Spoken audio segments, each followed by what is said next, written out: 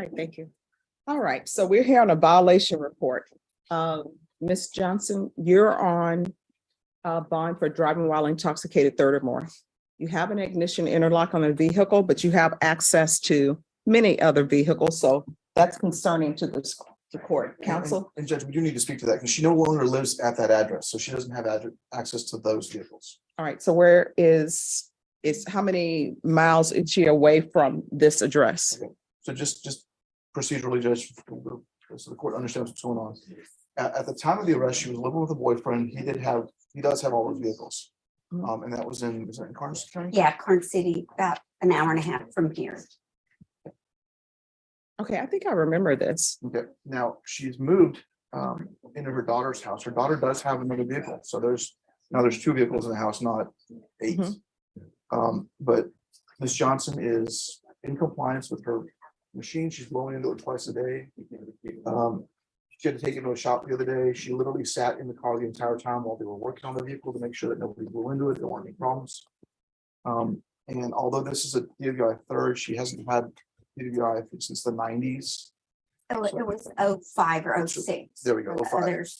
So it's been almost 20 years since the last one, Judge. So we're asking the court to consider allowing her to stay on that one machine. If the court wants to increase her blows per day, that would be fine too, but she's been in compliance all otherwise.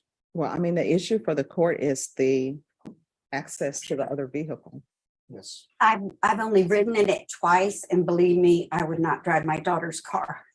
I mean, here's the thing. I understand what you're saying, but the problem is people always say they don't drink and drive. Now, I don't know if this DWI third is true or not, because I haven't received any facts on it. But part of my job for placing people on conditions of probation is if they're going to have access to a vehicle, then it needs to have ignition interlock on it. So if she moves in with her boyfriend and there's only my car there, would that work? That would be just fine. Okay, so she just has to change her address, or And then- how do we go about that? She needs to move in, and then we need to execute some affidavits to indicate that. State's okay with that. All right, so what I'm going to put on here for now then is that you have until Monday to have all vehicles at your residence to have the ignition interlock. And counsel, you'll need to call pretrial services. And actually, just one moment, Ms. Ferguson, can you have the pretrial service officer Fabian Ortiz zoom in to this? Yes, ma'am. And so we'll get Mr. Ortiz to zoom in. Okay. And what I'll do is I'm going to have Mr. Ortiz to go out to the location. And you'll need to, once we finish with this Zoom, you'll need to get in contact with him today to let him know what your new address is. What my daughter's new address? I'm going to be staying in that house. No. You need to let him know what that address is, because the address they have is where all these vehicles are located. Oh, okay. My new address. Yes. So just have a seat. Give us 5 minutes. They're going to zoom in and then we'll continue. Yes, sir. Thank you. All right. Thank you.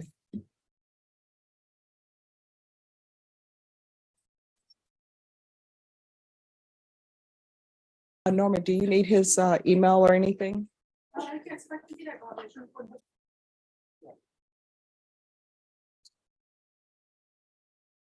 All right, who's here on Juan Davila? All right, where's Juan Davila? This for a. I'm sorry, for what? We did not set this for a hearing. I'm sorry, there's a line. Mike, Sure. sorry. We did not set this for a hearing. The court did involve a motion to ask for investigative funds. Ah, It was last minute and he actually broke his kneecap. okay. And Well, so that's he- painful. Right, he has an orthopedic surgeon's doctor's appointment this morning. And we didn't know till like that happened until last. Oh, so this is the reason why it's set for a hearing, because this is a retained case, right? Right, So if you're asking the court for an investigator, there needs to be some presentation of evidence as to why. right. He could have been here to testify to his funds. If not, Is it okay if we just in an affidavit and do it off document or? No, I mean, he can appear by Zoom, or you can get an affidavit done by him. Okay, can we reset this for another day? Oh, just ask Ms. Ferguson when you want it set. Okay, thank you. You're welcome. Yeah, you broke his week pass. One of my friends recently did that too. Oh, I'm so sorry. Yeah.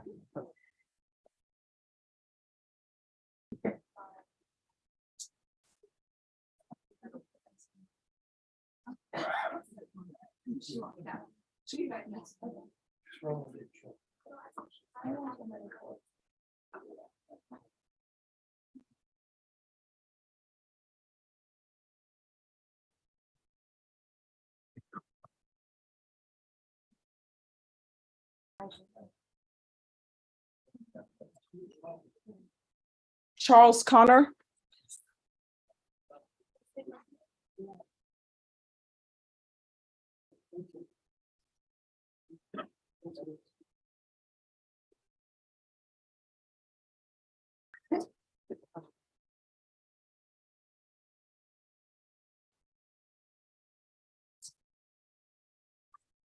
All right, State, are you aware of the request from the defense that the defendant not do intensive outpatient treatment? Just briefly spoke with Mr. Martinez about a judge, so I am, the state is aware. All right. And I don't know if this, Rashawn is aware. yes, hi.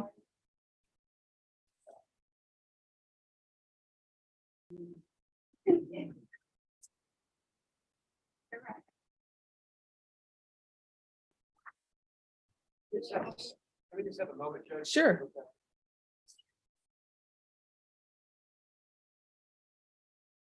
Judge, we want to do this real quick, show these to the state, but there's. Motion indicates he's working hard through his 12-step program, that's his 1-year chip. That's a letter from the sponsor, Okay. and those are just 2 general letters of recommendation and reference. Sure.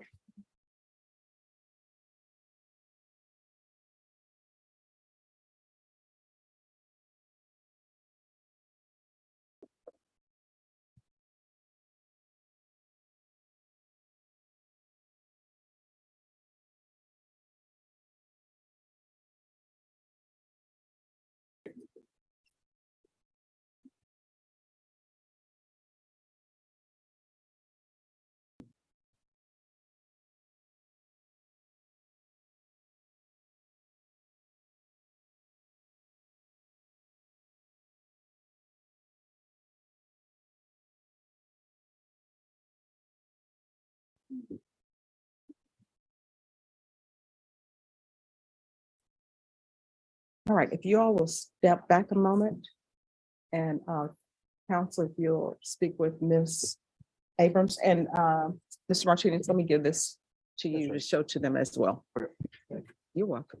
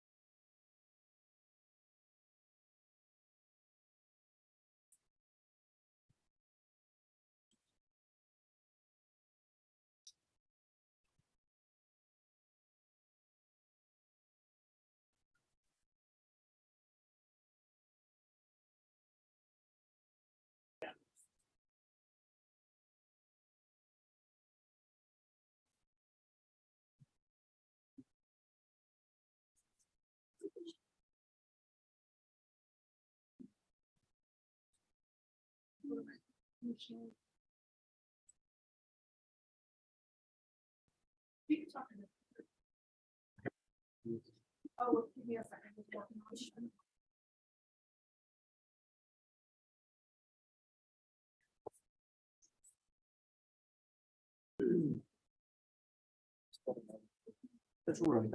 Okay.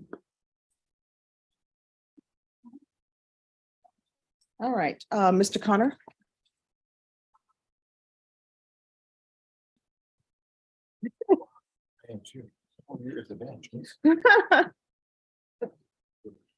All right, the court is going to call 2022 CR 3721, State of Texas versus Charles Edward Connor. If you all could whisper in the box or either be quiet in the box, we're on the record.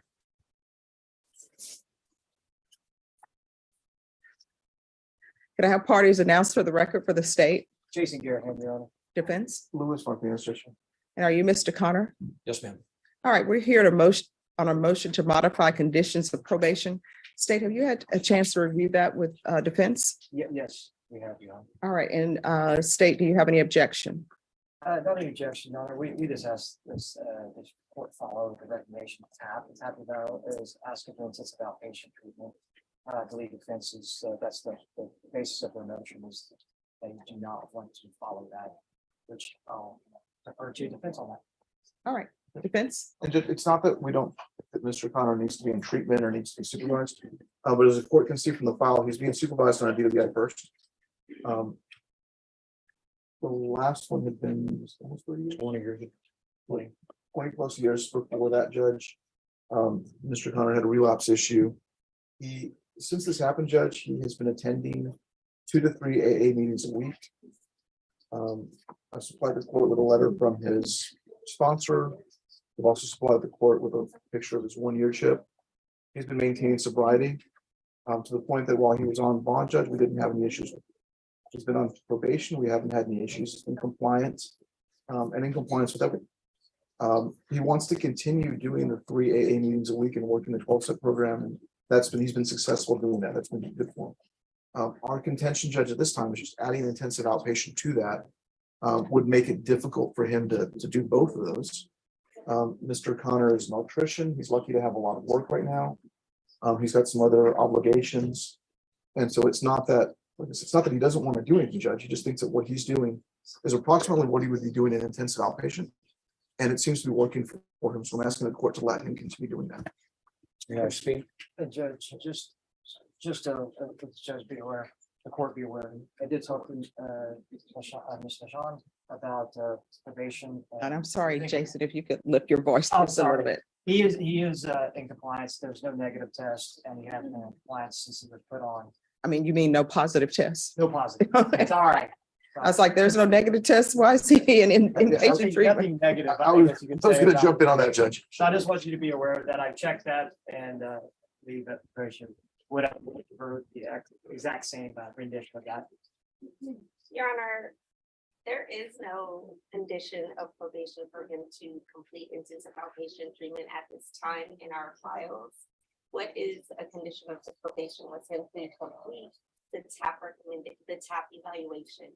The TAP recommendations are for intensive outpatient treatment, monthly urinalysis, and documented AA meetings, sober support meetings. There hasn't been anything set in stone for him to do the intensive outpatient treatment. We don't have any positive urinalysis. We don't have any violations on his admission interlock device. The DWI course has been complete, victim impact has been. He is currently on the admission interlock until July of this year, I believe. So yes. So how often is he being tested? So the last UA that is on file scanned in was December. I would like a moment to look into the RMS system to verify if there's any other, if you don't mind. No, that's no problem. But let me ask you this before you look into the system. Is he being tested monthly? No, he's not being tested monthly on the urinalysis.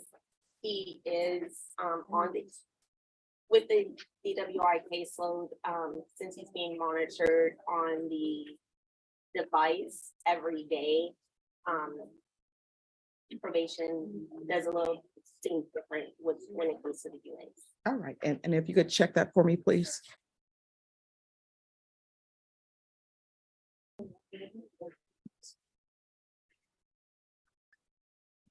How often is he attending AA meetings? 3 times a week, Judge. Okay. So So basically, in lieu of that, we'd ask the court to order him to attend 3 times a week.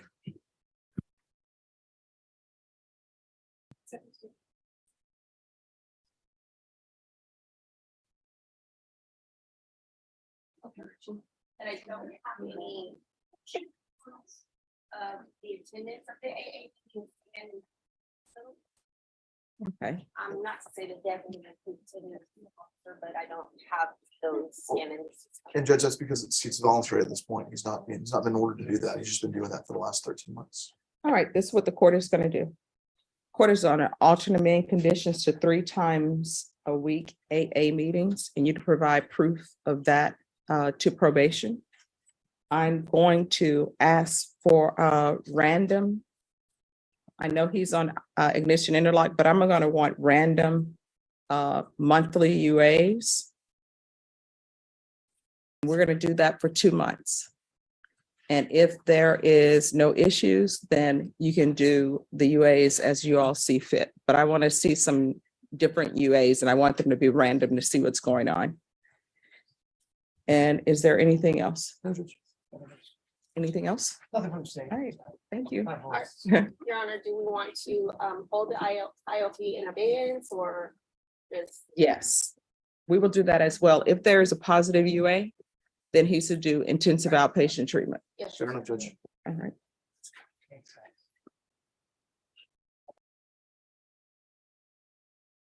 And Mr. Martinez, he'll need to sign conditions with probation. Yes, Judge. It's on the have a seat.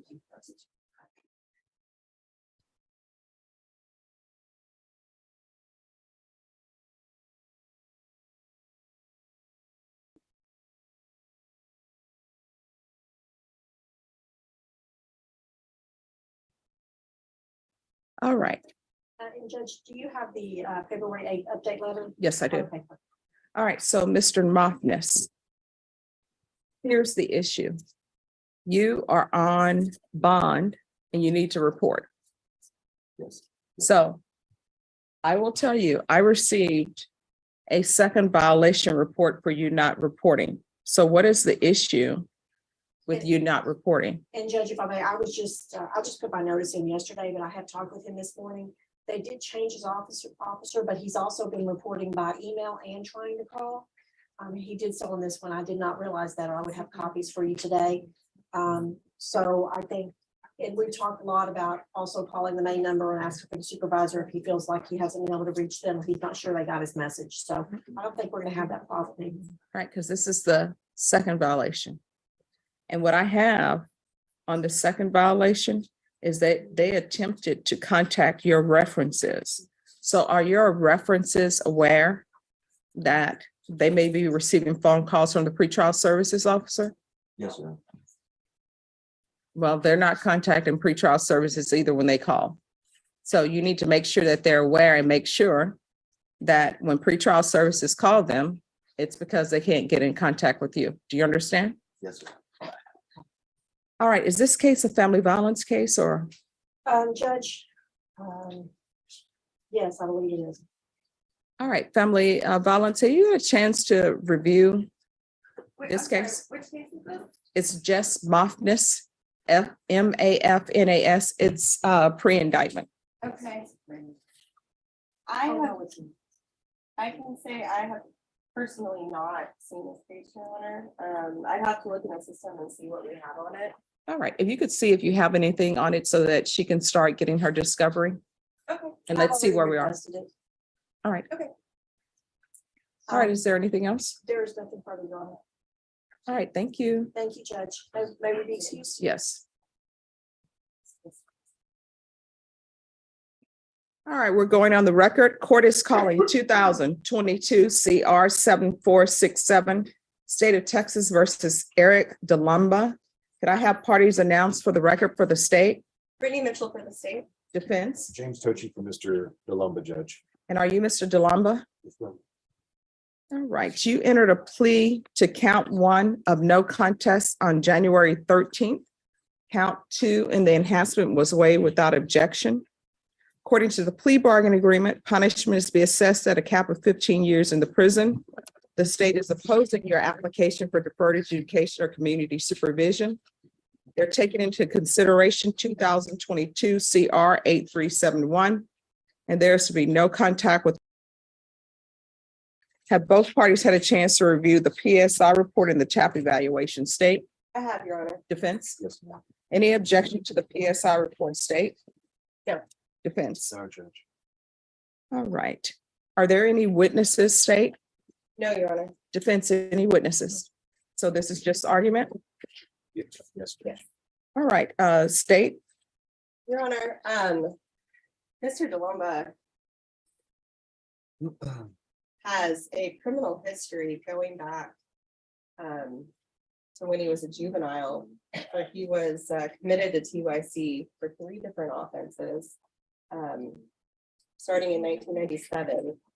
Since then, Your Honor, he has picked up an alarming number of serious felony charges, failure to stop and render aid, drug cases, 2 assault family violence cases, one of which was a felony where he got 2 years TBC. It looks like he's gotten 2 years TBC on 2 different dates, a 4-year TBC on a different date. He has gone to TDC for 12 years on a robbery. And of course, we're standing here today because he was indicted on the case he pled to, as well as another assault family second. Also notable is that he hasn't escaped from felony custody for 12 years. Your Honor, and you're looking at the facts of this case also, 19.867 grams of meth. Excuse me. Who has the phone on?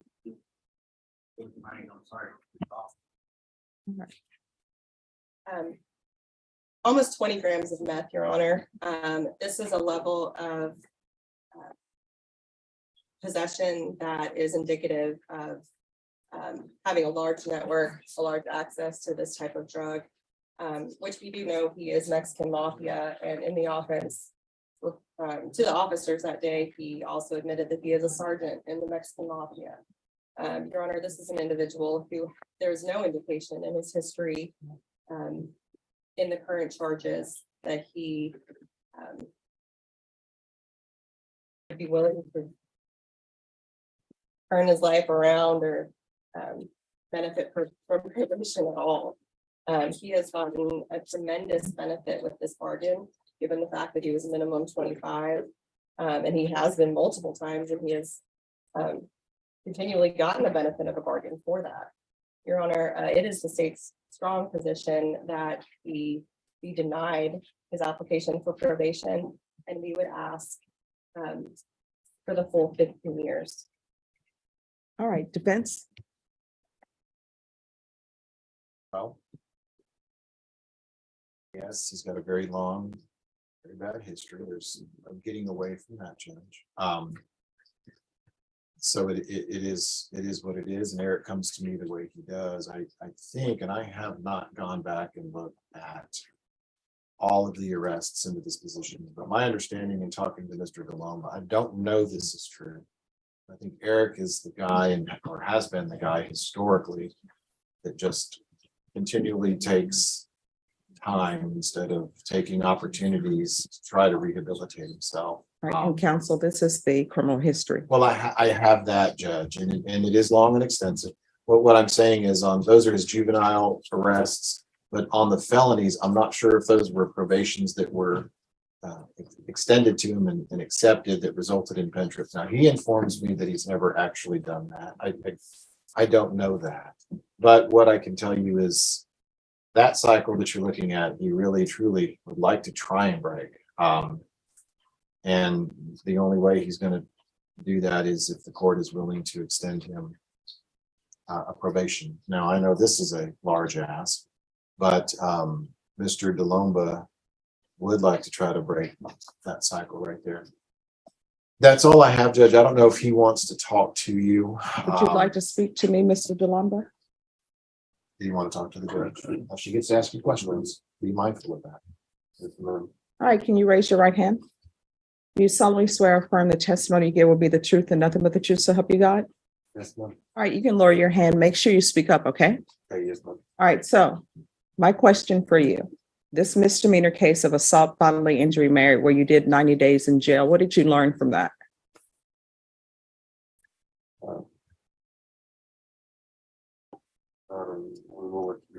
I mean, what did you learn? Usually when people, well, you hope that when people go to jail, when people go to prison, they learn something. So I'm trying to figure out, what did you learn from that? I don't know. All right. And this unauthorized use of a vehicle where you received 14 months in the state jail facility, what did you learn from that?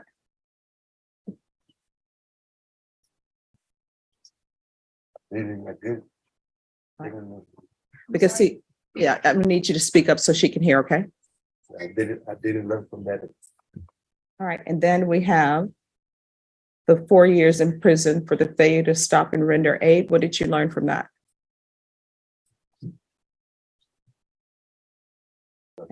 And then you have 2 years for possession. Did you learn anything from that? And then there's 9 months in the state jail facility for possession. Did you learn anything? And then the assault family second, 2 years. Did you learn anything? And then we have the felon in possession of a firearm, 12 years. Did you learn anything? Yes, ma'am, and that, I did 9 years on that 12-year sentence. And what did you learn? I got college trades and everything, and I tried to help myself out. You know, I got caught up in the ways again, in the same cycle, I understand that. Okay. But I tried, I got my college, I got 3 college certificates, trades that I was trying to, you know, use upon my release. And I caught up again in that cycle of the drugs. drug All right, and addiction. then this escape from felony custody where you did 12 years. What did you learn from that? The same, that's all the same. All right, and this escape from felony custody, is this actually an escape from prison or is this escape from a halfway house? What is this escape from? No, it's just evading arrest. Well, evading arrest is called evading arrest. Exactly, but that's what I signed a plea bargain for that, Okay, and I didn't know that that's what they was gonna be. all right, well, the robbery is tied to that for 12 years. And then now we have a new assault. This is what I always tell people. I look at people as individuals and sometimes you're at a different place in your life and hopefully everybody's learning. But criminal history is sort of like a credit report. It's sort of like if you have a credit report and your credit report is you don't pay your bills, then people may not want to let you get the vehicle or let you get the home. And so your criminal history is sort of a credit report for me to say, would this person be good on probation? Has this person learned anything? Have they not learned anything? Is there anything that can be done to help them? And then there are cases for me where it's this person needs to go to prison. You understand? So I'm looking at all of that, but I'm also looking at you as an individual. And for me, people are more than just their criminal history. All right. Counsel, do you have questions for your client?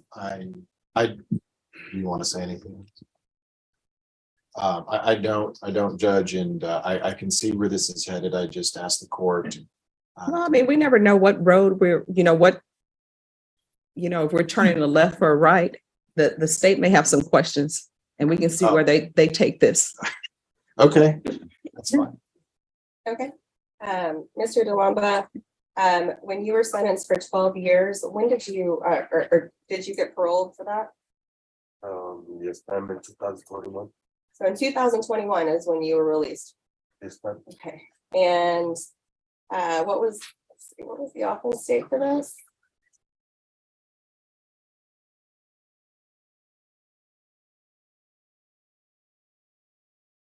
Mr. DeLamba, do you remember the offense date? July, Of what year? 2021, So what month were you paroled from prison? April. So from April to July, you were able to accumulate a large amount of narcotics for sale. Right. Okay, and is it safe to say that your role as a sergeant in the Mexican Mafia was a big part of that? I'm an ex-member. I'm sorry? I'm an ex-member. Okay. So when you were arrested for this, you did indicate to officers that you were. Yeah. I did not tell them. Okay.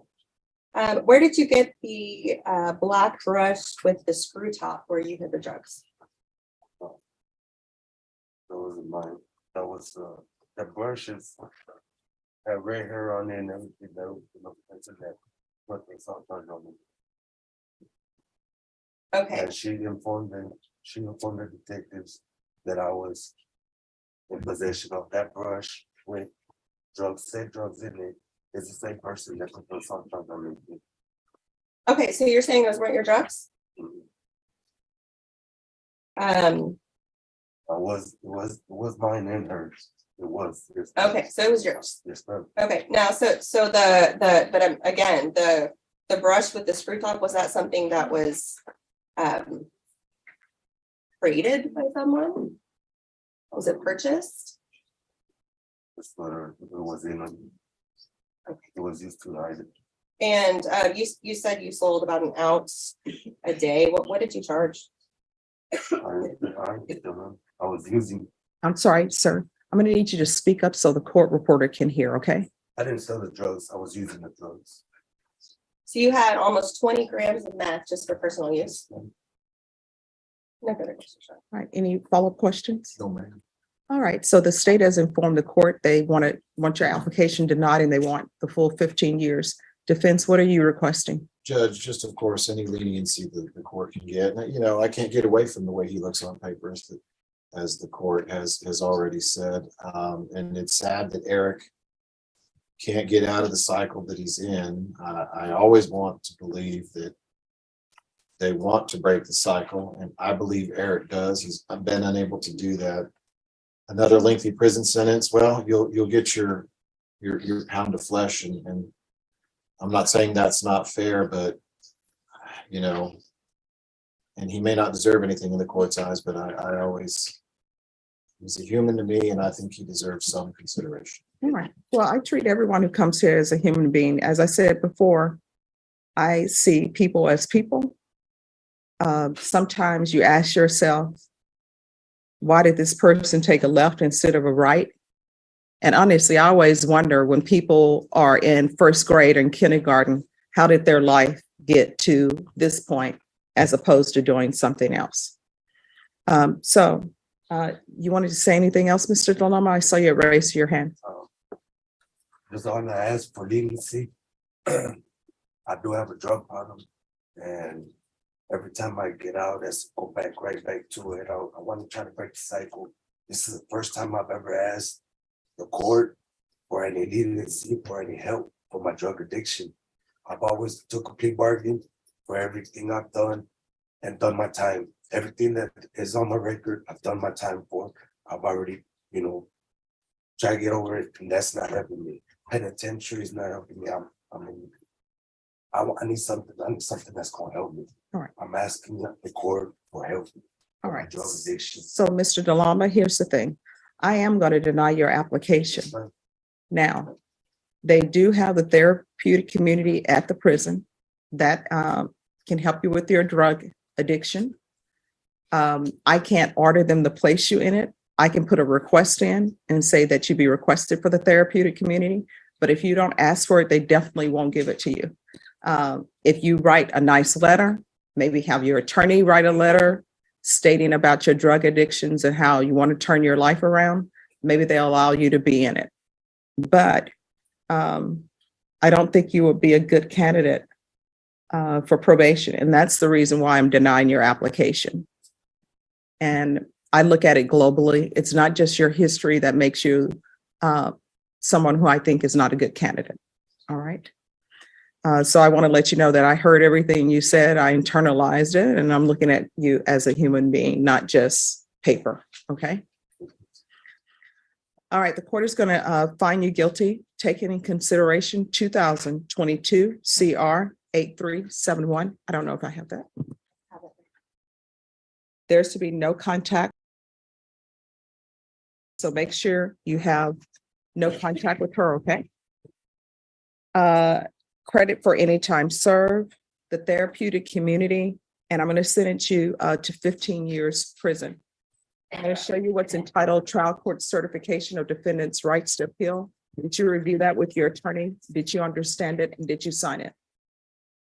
All right, because this is a plea bargain agreement, because I followed your plea bargain agreement and because you waived your rights, you do not have the court's permission to appeal. Because this is a felony conviction, you're not allowed to own or possess any weapons or ammunition. Do you understand? All right, we can go off the record.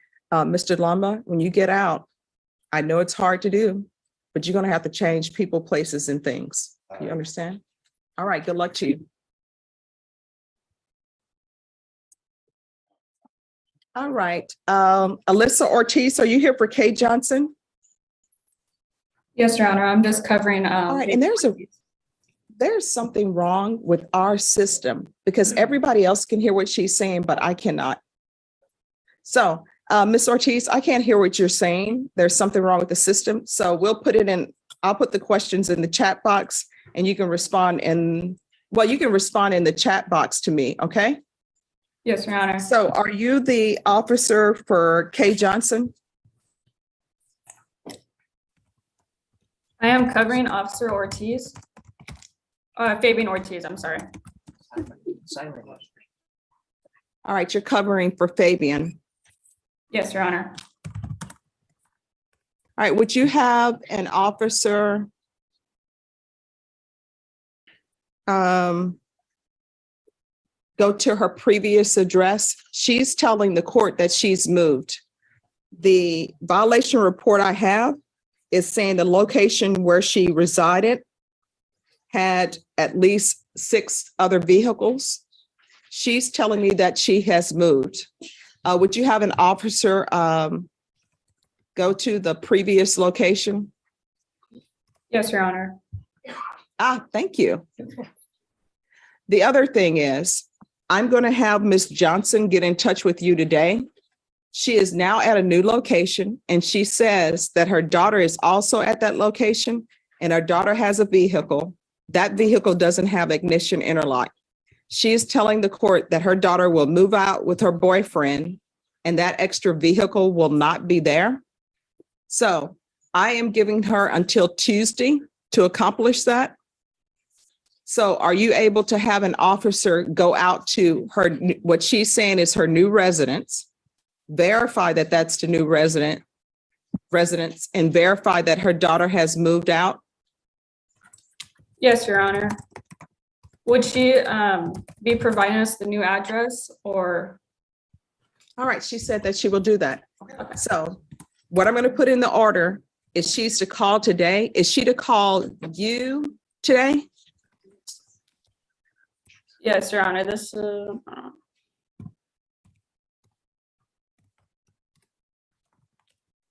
All right, so the number is 335. And just, can we get an email address as well? All right, and could we have an email address as well, please?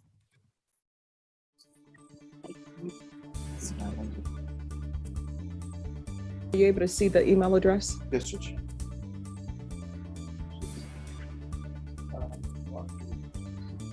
All right, so Ms. Ortiz, what's going to happen is they're going to step outside the courtroom and call you right now to give you the address. Okay.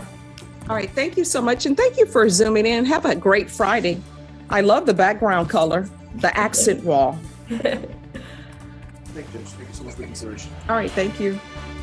Thank you.